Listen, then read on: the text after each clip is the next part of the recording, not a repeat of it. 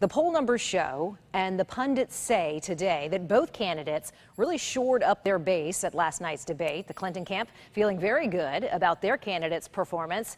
I chatted via satellite with Hillary Clinton's campaign manager just a couple of hours ago, and I asked him about the tight poll numbers in this race. I also asked him about several battleground states, including Florida, where both campaigns are slugging it out.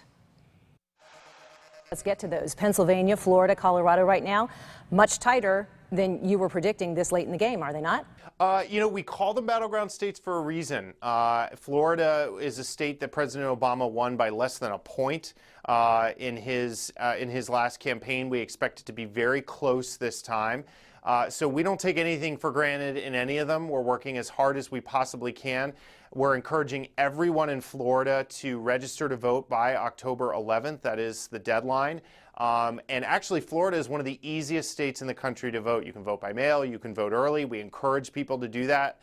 You won't have to wait as long on Election Day, probably. Although Florida, I've been very impressed. They've taken enormous measures over the last year to make sure that voting is going to be easier than ever before. Longer hours, more machines. So we just want to make sure everybody has the information.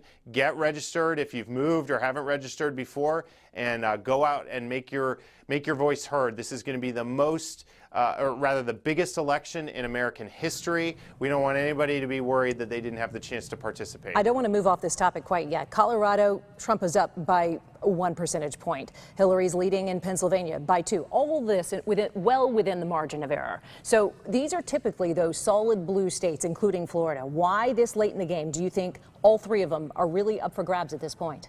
Well, I would argue strategically we should just put the polls aside and just focus on turning our people out to vote. That's what we're doing as a campaign. But the thing about these polls is, these public polls in particular, a lot of them have very different methodologies. I could spend 15 minutes explaining why I think the polls that you mentioned in Pennsylvania and Colorado are not correct. I really don't think they are correct, and our internal information has never shown anything like that.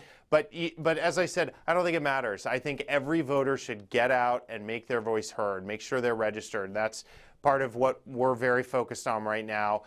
Get registered by that deadline and turn out.